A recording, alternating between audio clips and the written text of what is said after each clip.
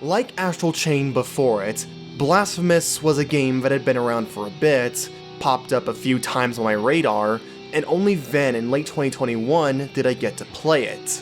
And how funny that just like Astral Chain, it is one of my contenders for favorite games played in the year. The time frame for getting into it also couldn't have been better, as it was the end of August and both the Wounds of Eventide DLC as well as sequel was announced to the public. 5 months later, and my journey through the lands of Custodia came to a decisive conclusion. There are still a few things I can do whenever I want to return, but my main goal of find all of the bosses and gain all the endings has been accomplished.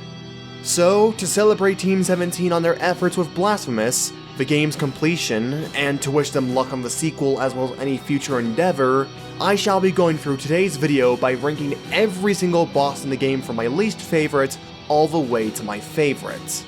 Rules for this are honestly self-explanatory.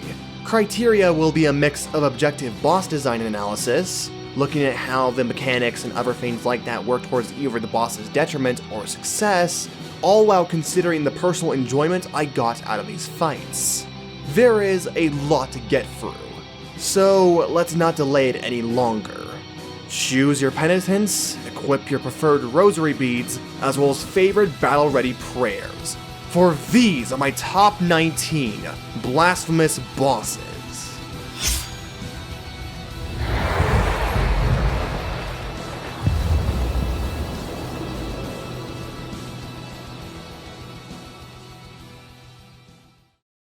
Let's be honest, people. The first release of this game was fucking rough as hell. While a commendable effort for the dedication to which it was made, many things were left wanting in the base state. No boss rush mode, no new game plus, iffy voice acting, momentum and hitboxes that made even less sense, bugs and glitches being so much more frequent, and worst of all, unupgradable flasks. Yep, you heard that right. The health restoration at the beginning of the game is the health restoration you shall have at the end. You may have a lot of healing going into the later portions of the game if you did some exploration, but that all means jack shit when they heal for so little of the health bar, combined with the slow healing animation that can be interrupted. This one fact made the game much harder than it should have been, creating the trouble of loops the player could get stuck in of getting low on health, trying to heal, getting hit, having to wait for an opening, heal 4 times in a row to get back up to optimal health, all while the boss could just need to hit you one more time to kill. Being as late to the party as I am, however, I didn't have to go through all of that, but Lobos Jr. did. And even then, that still doesn't forgive Escobar and the Last Son of the Miracle for being the most garbage boss in the game, both on release and even now.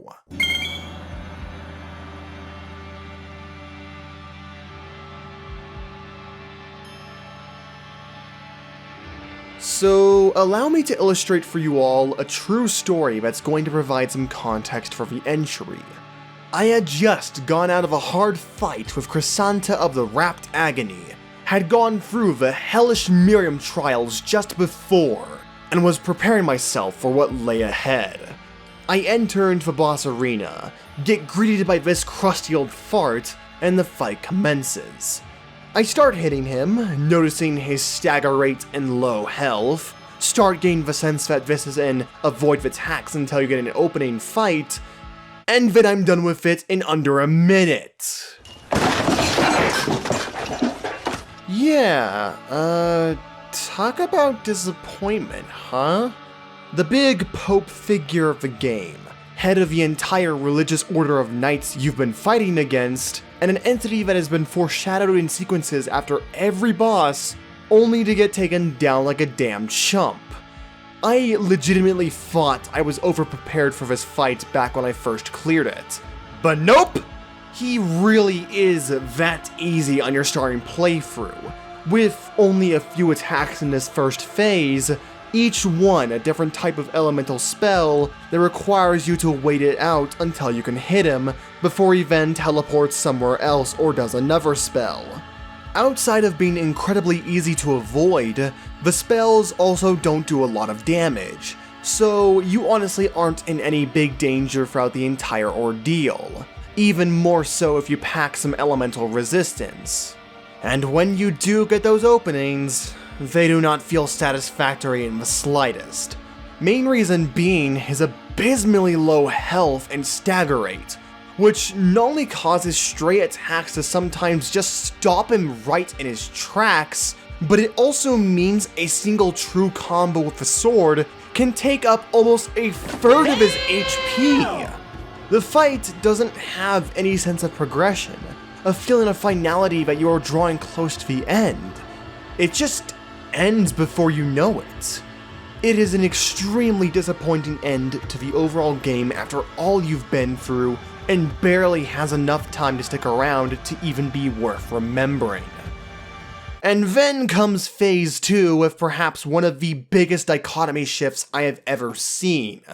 If Phase 1 is characterized by glass fragility and lack of threat by RNG spells, then Phase 2 actually makes the player work for their victory by having to avoid ridiculously powerful RNG spells that can cover sometimes a third of the screen or be nearly unavoidable, all while attacking a floating object that can hide out in areas affected by the spells being cast or outside the camera, on top of having RNG platforms that can make or break your opportunities for damage, forcing you to restart the cycle all over again. Because as we all learned from my previous video on this game, Blasphemous' best quality is most certainly its platforming. This is all of course combined with the joys of later New Game Plus cycles where damage for both phases is increased, and the first phase having to be redone every single time you want to go back to the last son of the miracle, leading to instances where I am consumed by greed and impatience and start making really stupid mistakes on Phase 1. Everything I've mentioned besides the New Game Plus cycle was made further worse by the state this game launched in with the unupgradable healing flasks, resulting in situations where an RNG fireball storm could bring you close to the cold grasp of death, and you'd have to go through 3 separate long healing animations to even barely survive the next hit you would take, which is, again, random. All in all, Escobar and the Last Son of the Miracle are a really terrible conclusion to the game as a final obstacle, harnessing all of the worst aspects of the game into one massive fetid pile, leaving the player ultimately dissatisfied by the end of it all. It isn't enough to completely ruin the ending or the whole journey, hell no, but that doesn't forgive the pain and misery it inflicts upon the lasting memory of the player.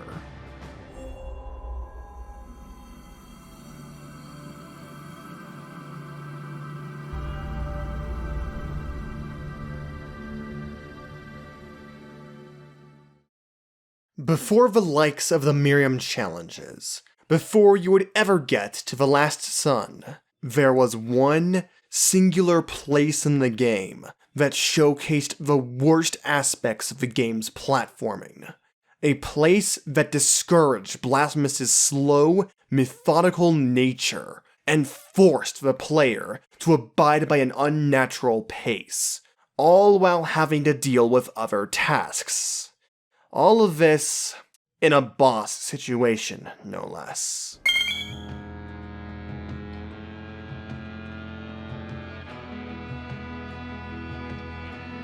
Tres Angustias was a boss I didn't pay much attention to on the first run-through.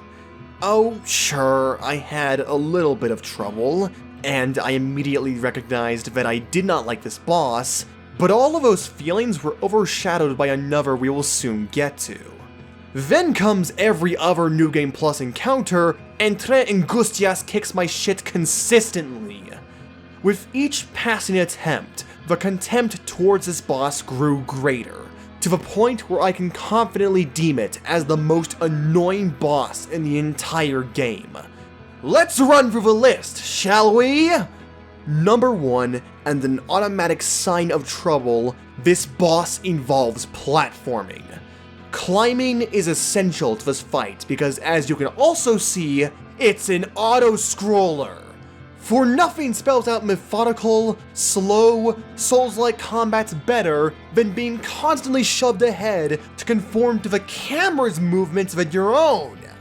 Number 2, the hit detection on the platforms with you jumping through is jank at best. There have been moments where I visibly jump through the platform only to not come out the other side and have to waste another few seconds to try again, move somewhere else, or grab the ledge. And grabbing the ledge to those platforms might as well be a death sentence in this fight.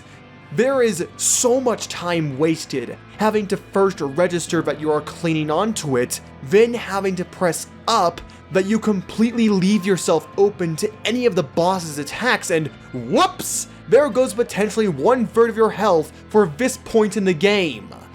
All of this can be done by accident, by the way. And third, the wall climb edges being traps. On the surface, adding these into the fight seemed like a good idea, as a way to accommodate space and give the player options. What this does, however, is lead players to try and climb the wall slowly to make it up, only to realize they would have been safer if they just went the normal way, and then proceed to get hit off the wall into a pit of instant death.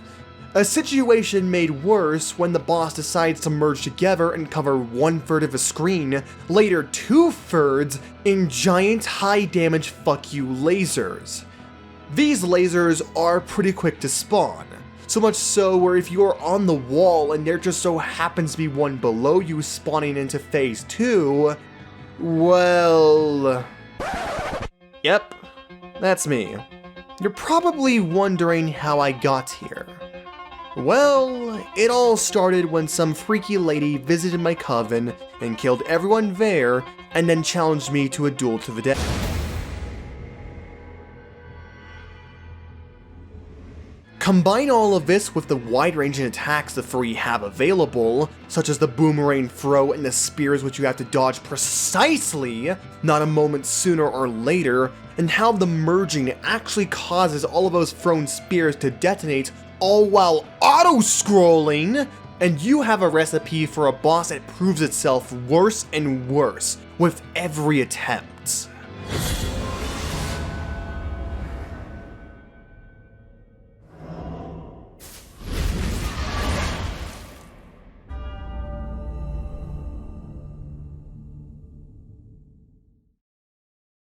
Alright, Wounds of Eventide. If you're going to be new content that ties into the next game, then I want to see what you do to make the final boss better.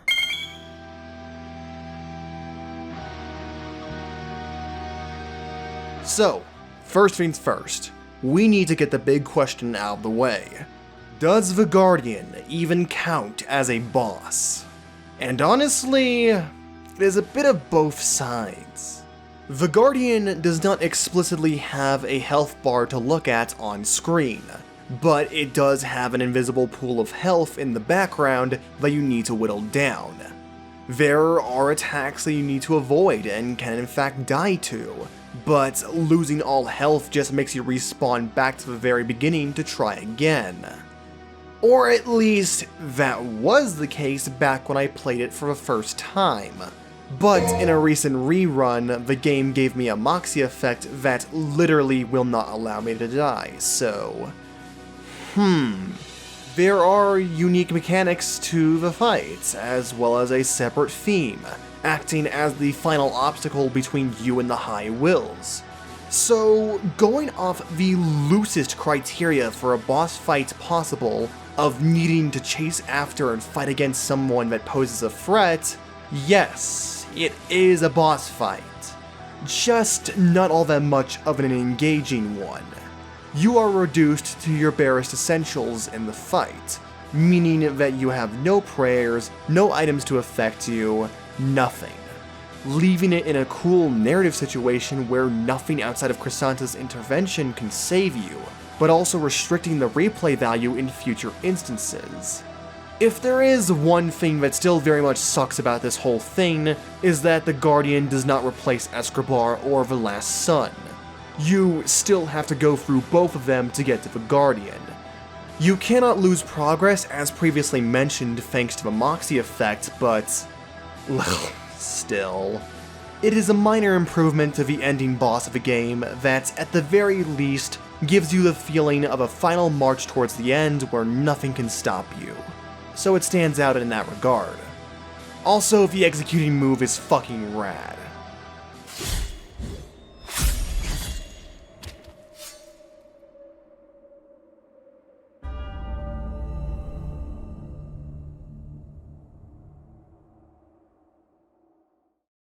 Free choice is an incredibly diverse design choice across gaming. When implemented strongly, it allows the player to craft the journey they want, forge unique routes for the game, provide expression, and create challenges. Just as choice can create a great first-time experience, however, it can also make things harder on the player or undermine certain experiences. A boss you hear good things about made trivial through the power of the player, or an obstacle proving to be a sudden bump in difficulty, making the boss feel like it was not intended to be fought this early. So anyways, speaking of the boss that gave me hell on my first playthrough,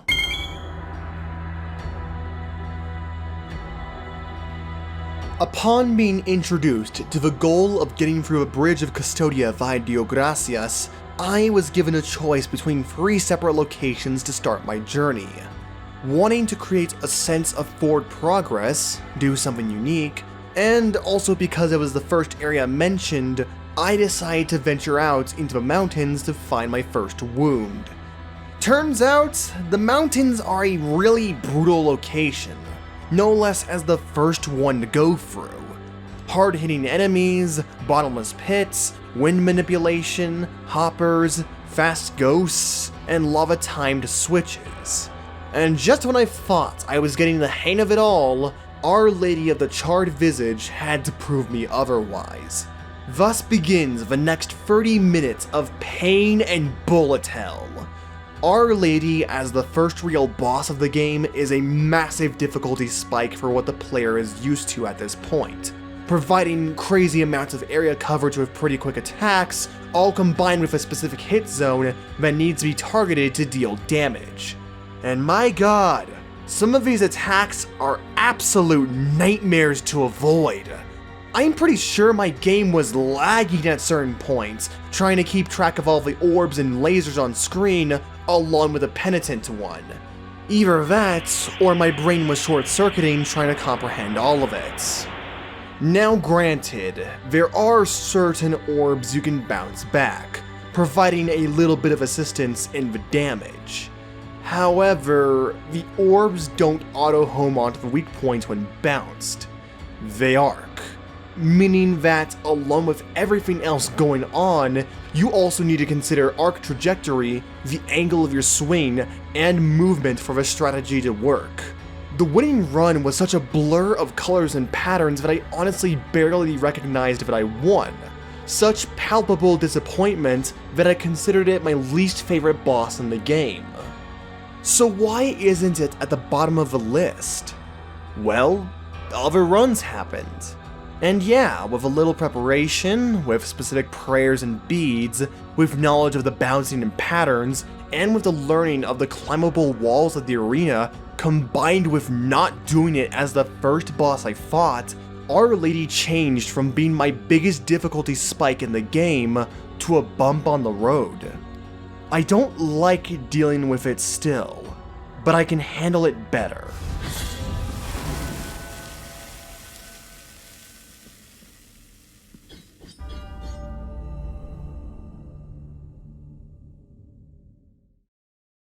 Welcome back, ladies and gentlemen, to yet another episode of Does This Even Count as a Boss Fight?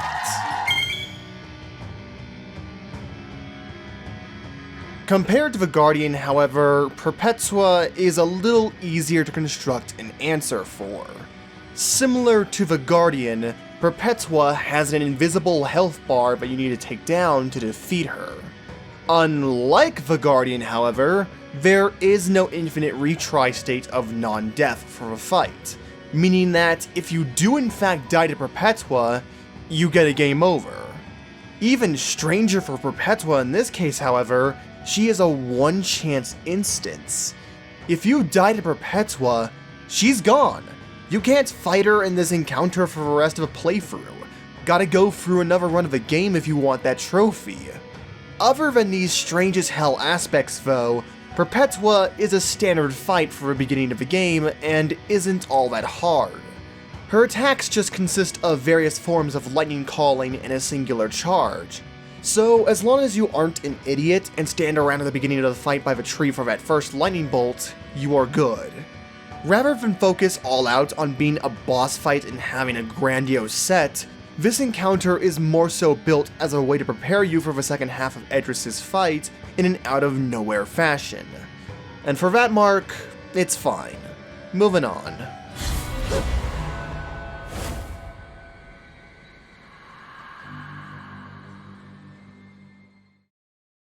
From this point onwards, we move past the bosses that are bad, have bad ideas, or in the case of Guardian and Perpetua, are questionable.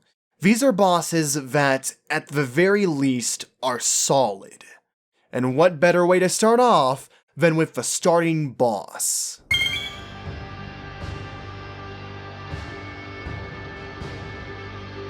Gonna be honest, the Warden isn't groundbreaking in the slightest. In fact, I'd kind of compare it to the essentials the first Mario or Sonic bosses teach. Extremely basic, with simple moves and patterns that aren't anything too complex, but that's kind of the point. The Warden is here to teach you the basic few movement options available at any moment and how to use them. Primarily, how to effectively use the dash to avoid damage, slide under attacks, and swap to the other side.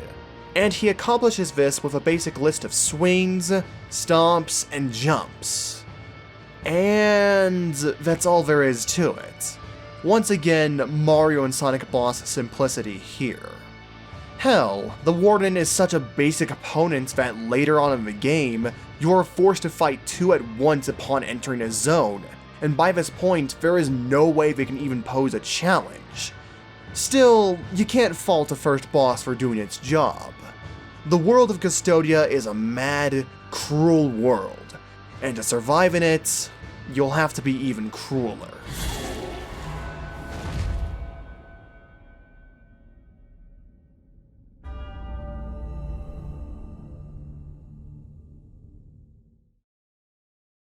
Going off the heels of the previous entry, as well as the several other times I've talked about it in the past, the first impressions of a game are incredibly important.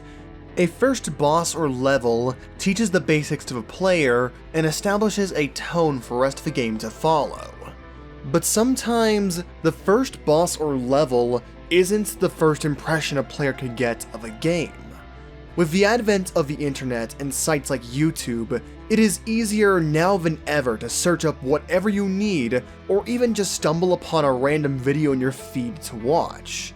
The introduction somebody could have to a game can now literally be one of the last obstacles in your journey. So, in this situation, let's say hypothetically that there is a friend that wants to play Blasphemous, but they haven't bought it yet. They not only want a good introduction into the game that establishes what it is about, but also something that could potentially shock them. Given only one chance, what would you show that summarizes the religious, grim, and gory visuals of Blasphemous to a new audience of people?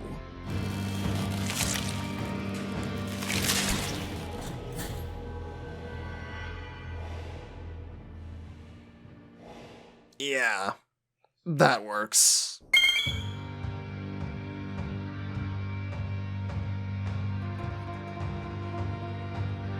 Ain't no way we're getting around this entry without talking about it, because Jesus fuck, this is incredibly morbid.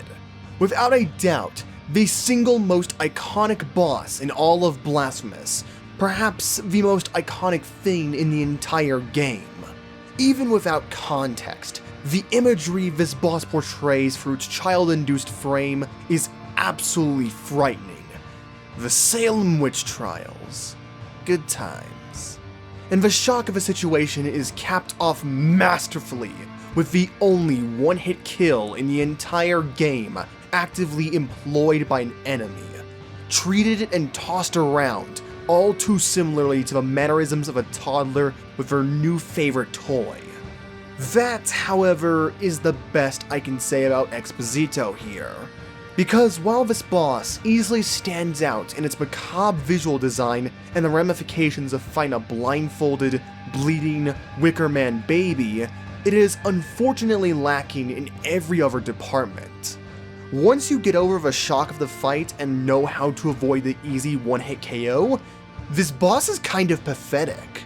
Most of the difficulty instead comes from just how awkwardly the Wicker Man snake moves around, trying to hit the weak points on the enemy, and taking contact damage from the prick. Which even then can easily be circumvented with the use of a powerful area of effect prayer to nuke the poor bastard. Hell, get something like Abed of the Nameless Guardian, or something that's able to hit both weak points at once like Debla of the Lights, and the boss literally crumples! Everything else Exposito offers up is incredibly tame, just requiring you to not move spastically and pay attention to the tail and where it is. Still, I can't deny the impression this boss has on all those first-time players. Can't wait to see whatever the sequel offers up, and if it will beat out Exposito as the most disturbing yet.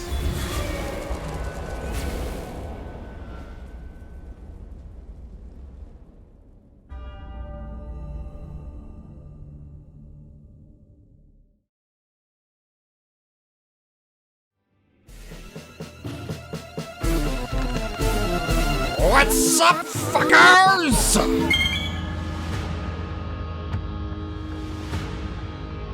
Of all the things I expected out of this game, a silly skeletal pope adorned in fine gold and jewelry, literally raised up by the hairy hands of the people, who attacks you with even more hands and beams of judgment, is definitely not one of them.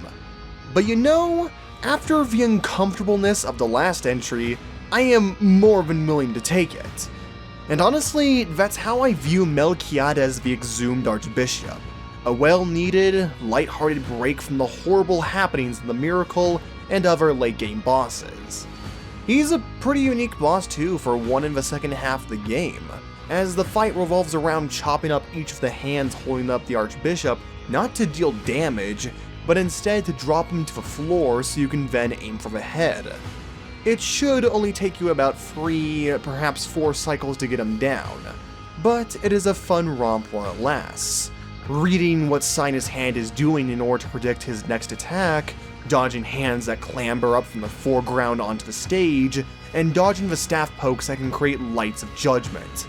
Hell, compared to our last entry, he is even immune to prayer strategies like Debla of the Light spam while he is raised up. So it takes a little longer to get through the boss compared to Exposito. And of course, in traditional boss fashion, he starts getting faster with his staff pokes and calls down more lights of judgment as the fight progresses. There are a few irks I have about the fight, primarily about the speed at which he can poke you, and how there could be multiple things happening at once when he's calling down the lights, but other than that, I don't have much else to say. Not every boss I like needs to be challenging, and Melquiades shows that nicely.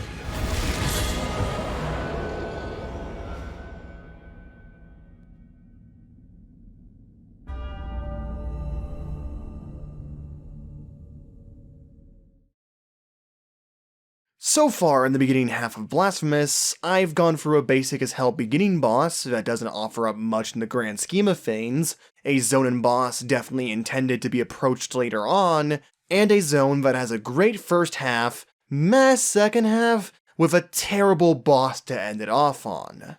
So leave it to the last one that I tackle in my original order to be the best one of the 3.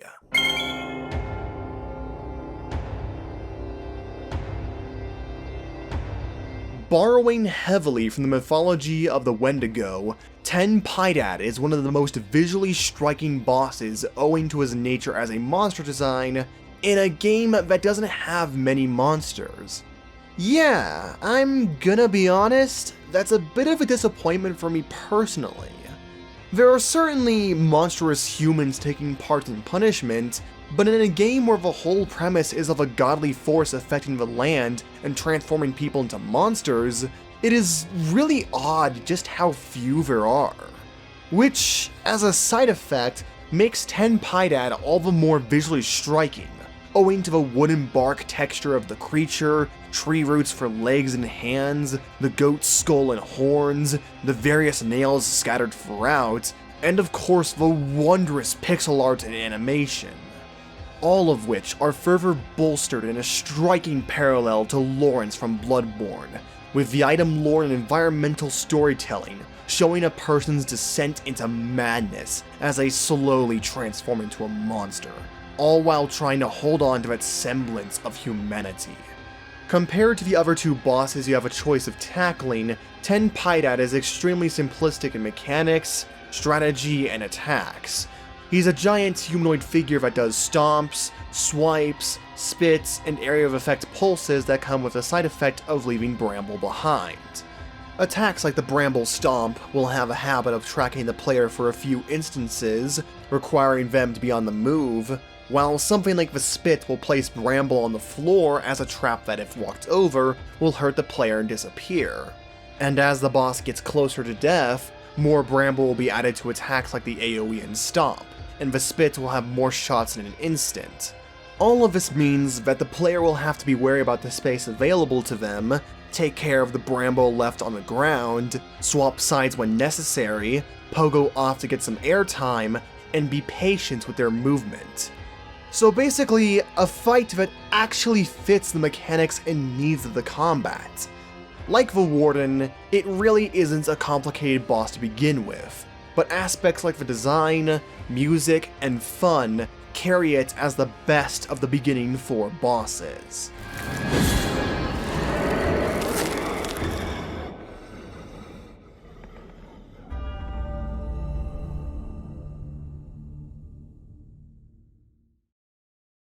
For 10 Piedad just now, wasn't it peculiar how I said he was the best of the beginning 4 bosses instead of the first half? I have, after all, covered the bosses of the 3 zones you can go to, and they are required to pass through a bridge, right? Well, that's because Esdras of the Anointed Legion exists, and he's your last obstacle for this leg of the journey.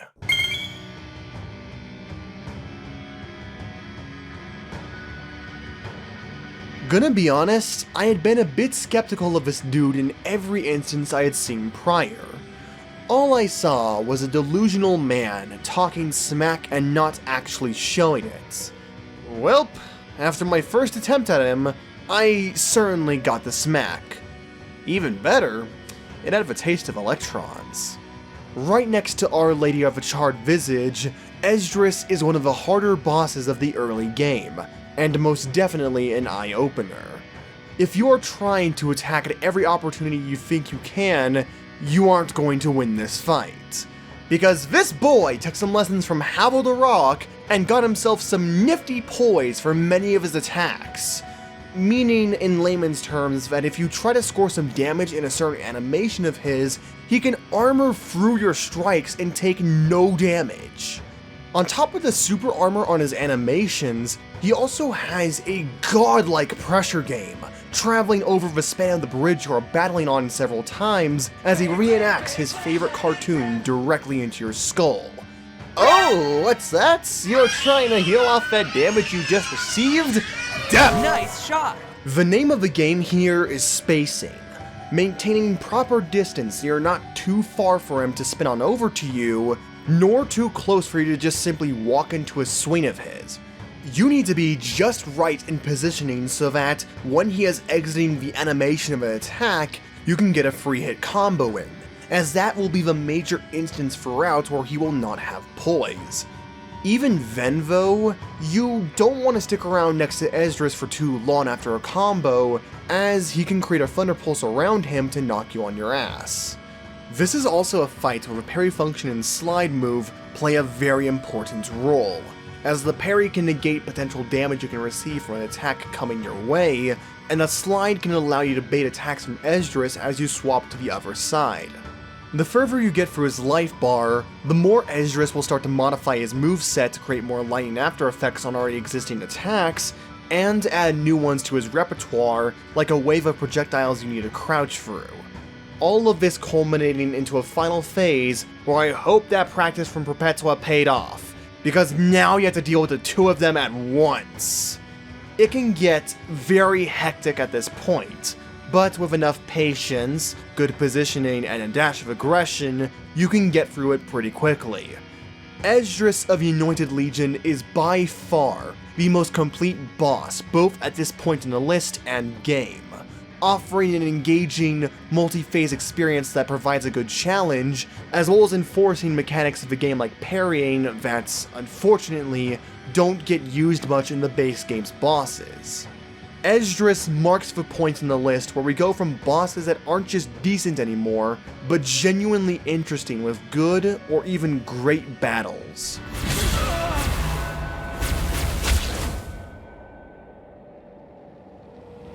Sister, forgive me. Now I will cross over to the other side of the dream and return to your side.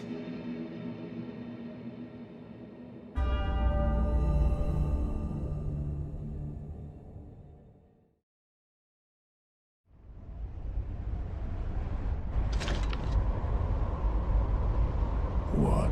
Still here? Hand it over, that thing, your dark soul. Ah, shit. Someone messed up in the editing there. Hold on.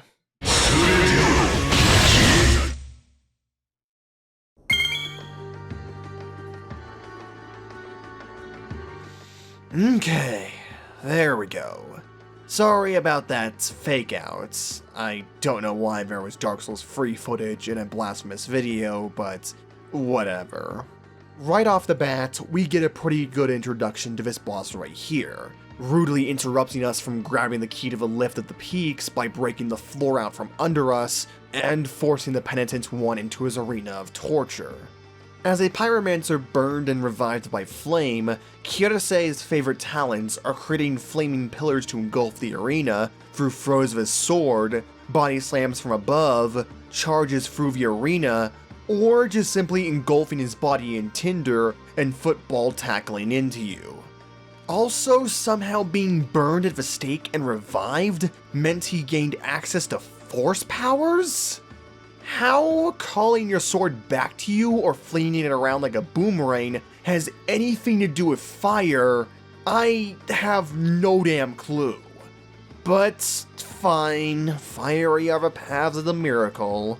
Despite how simple I'm all making this out to be, however, Kirase is definitely one of the hardest bosses in base Blasphemous you can face, and offers up a great endgame challenge.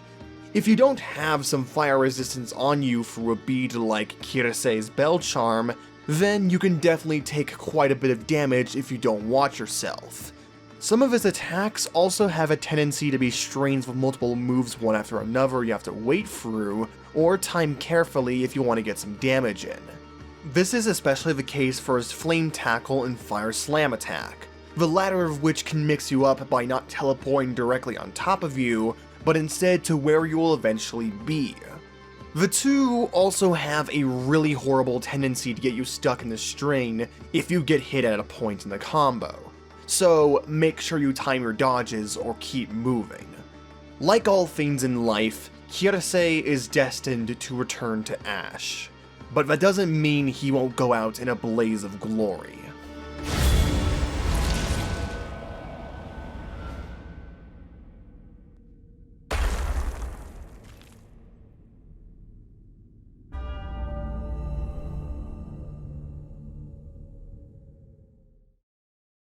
And so, dawn cometh.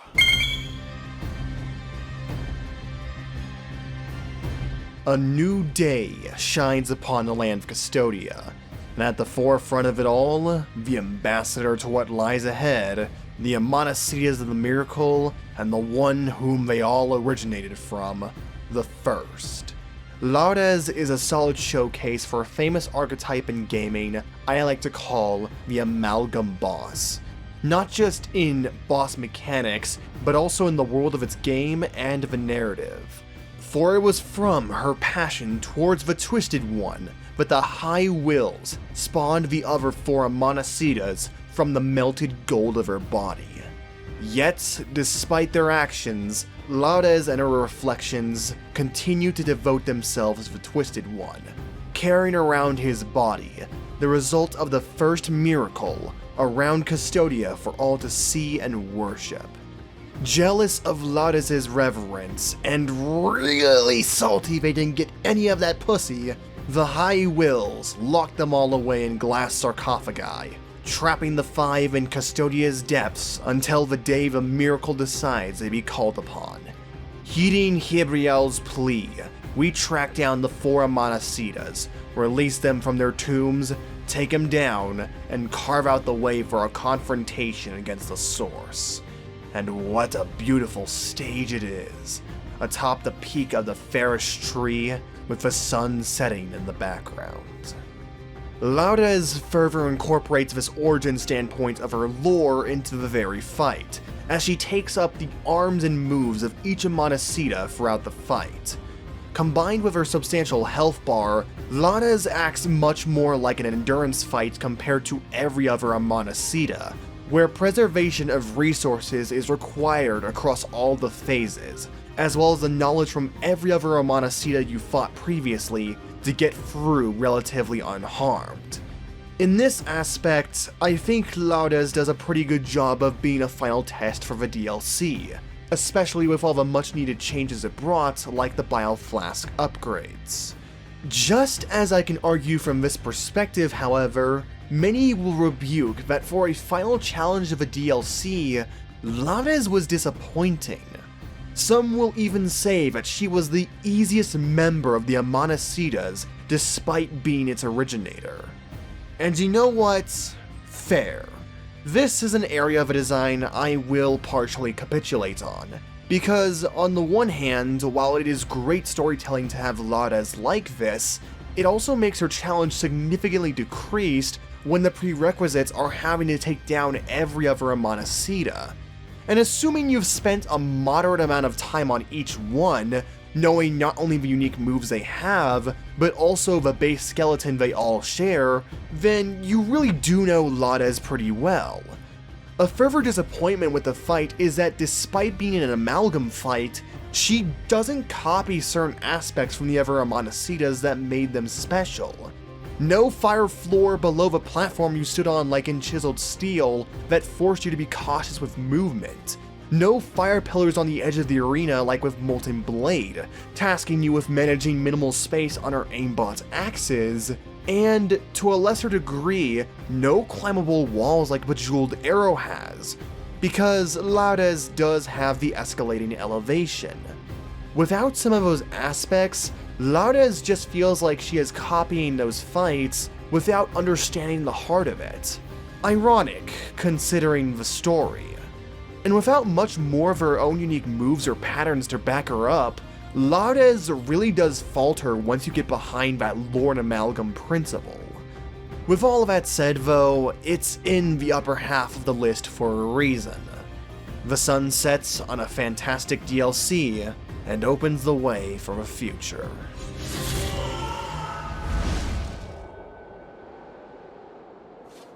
My passion, once made gold, now returns to my body.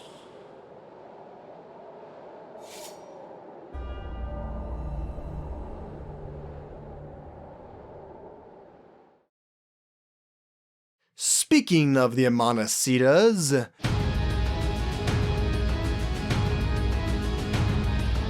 it goes to say where one is, the rest are sure to follow. And in this case, I brought the whole band.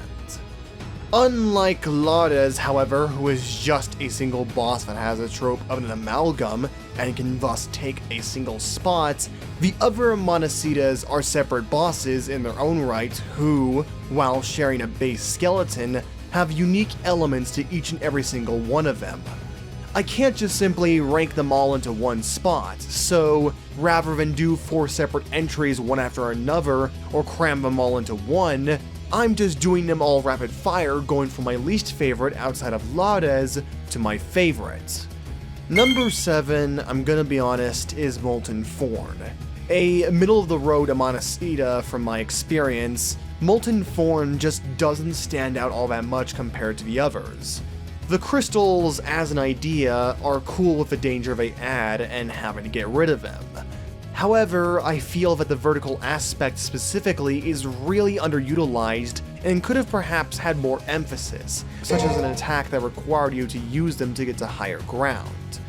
Number 6 is Golden Blades, who is probably the hardest of the 4 Amonacidas my first time through. And it's all because of those goddamn boomerang axes.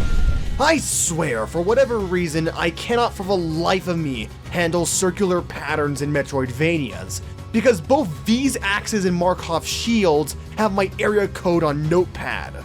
Once I realized, however, that the axes were parryable, I started handling the fight better. Next New Game Plus cycle, I even one-shot the boss at an early-ish point in the game. Other than the axes having aimbot, I like all the other additions Molten Blade has, especially the jumping slam that not only looks cool, but also serves a function by adding 1 fire pillar on each side of the arena.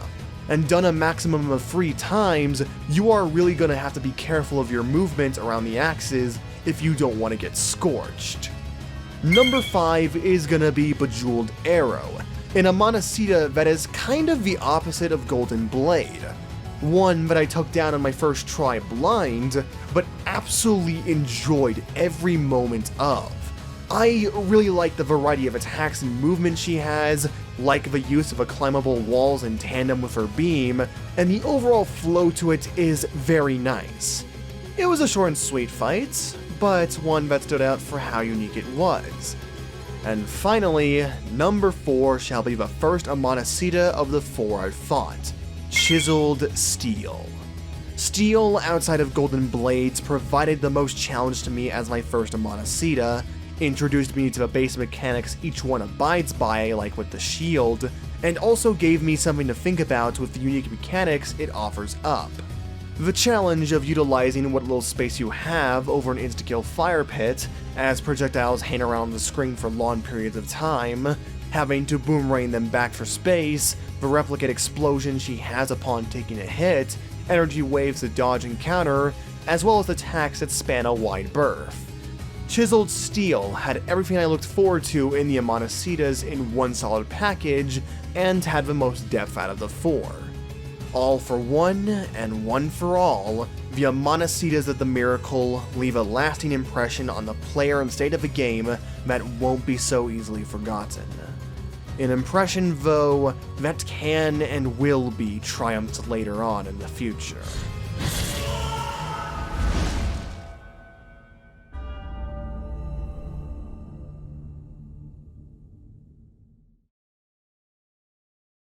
Well, nice to get a good early look at God of War 6.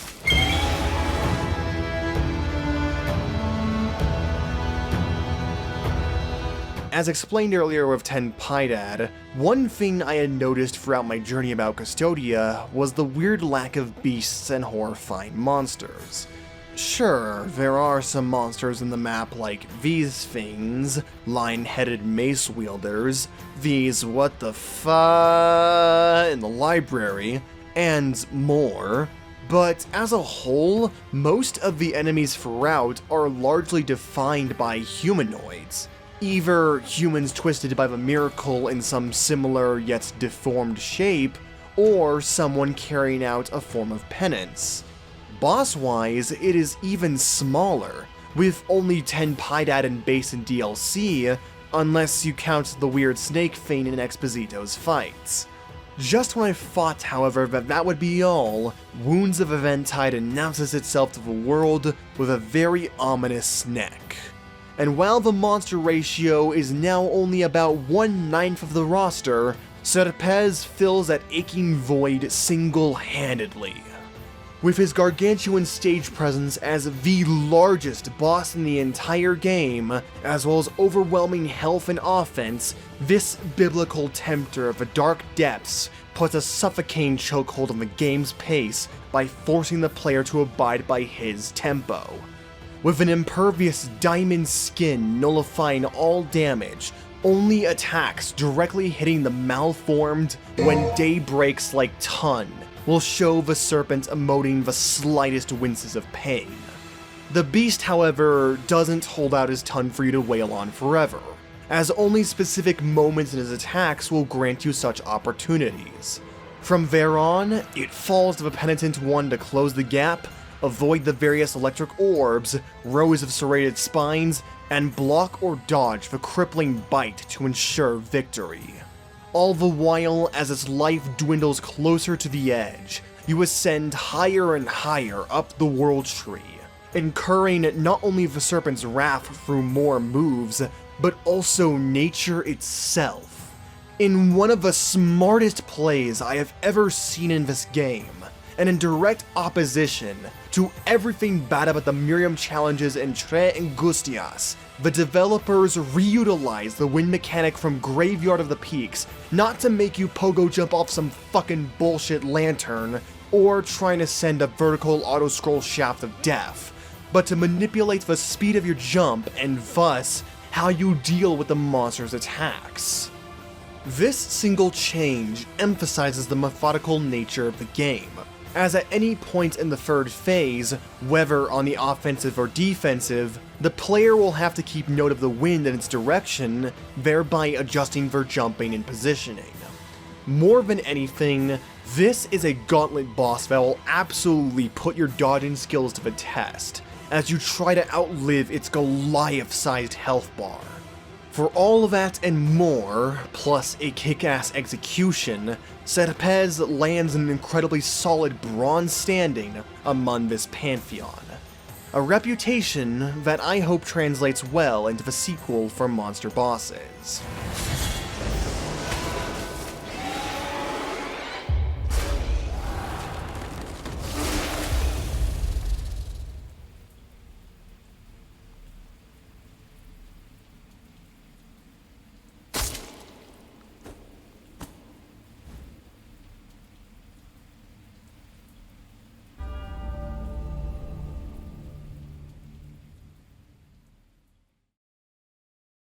The son of the dead cannot be stopped.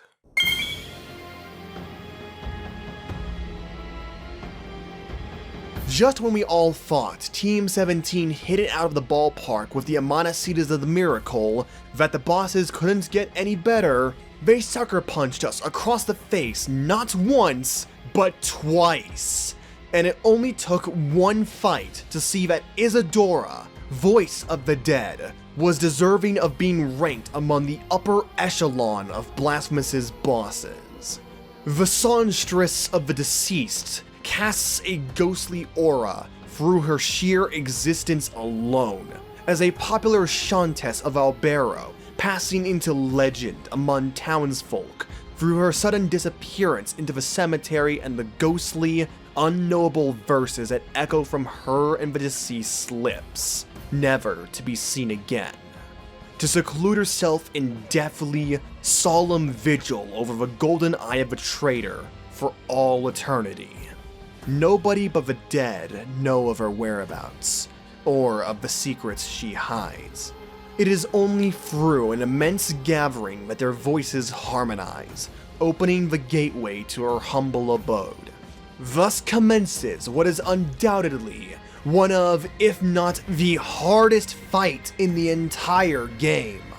In an effort to one-up the Dracula homage that Escobar pays tribute to, Isadora harnesses the souls of the dead through necromantic pyre, conjuring erupting flame pillars and orbs to chase down the penitent one, and swinging around her impressively massive scythe in large spinning arcs, massively delayed swings, and flame-encased uppercuts. Every display of her communion with the afterlife lights up the crypt in stunning pixel art, wowing the audience in unanimous applause.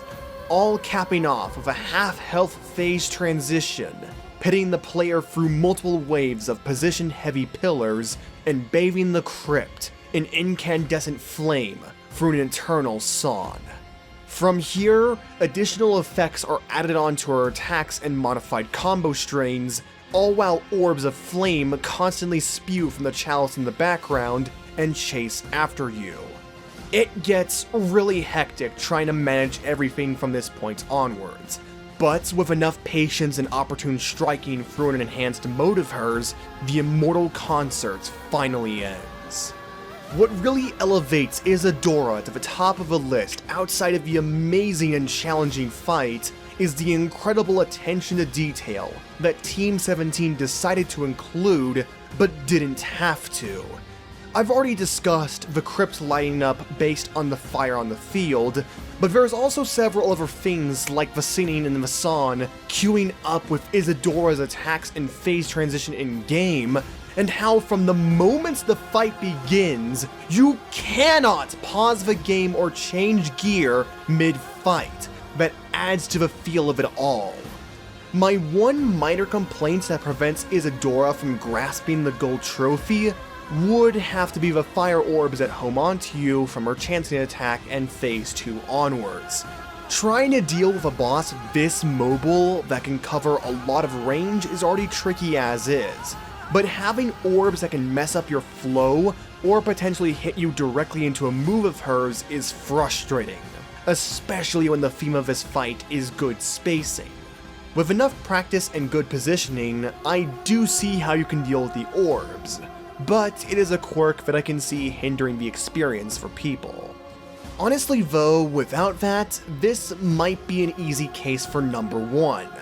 And who knows, maybe in due time I could change the order of these top 2 choices. But for now, silver isn't a bad placement. A round of applause for Isadora, voice of the dead.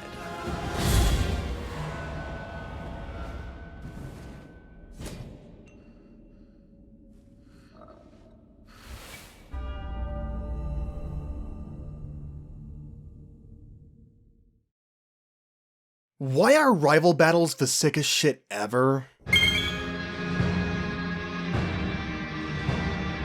I feel like if there's a rulebook to be made about me and what will instantly grab my attention, near the top of that list most certainly would be the staple rival character trope. Wonderful 101 with Prince Vorkin, Devil May Cry with Virgil, Elden Ring with Margit/Morgott, you know the drill.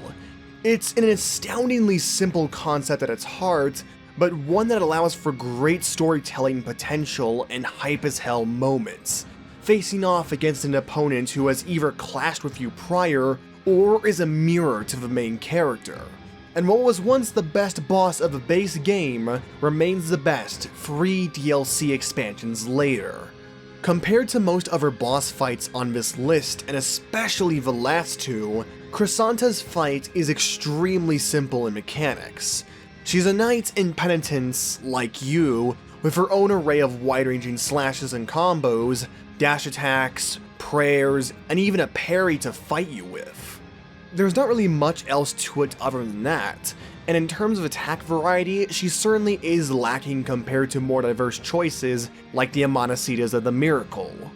However, I would argue that this linearity is a strength of Chrysanta's.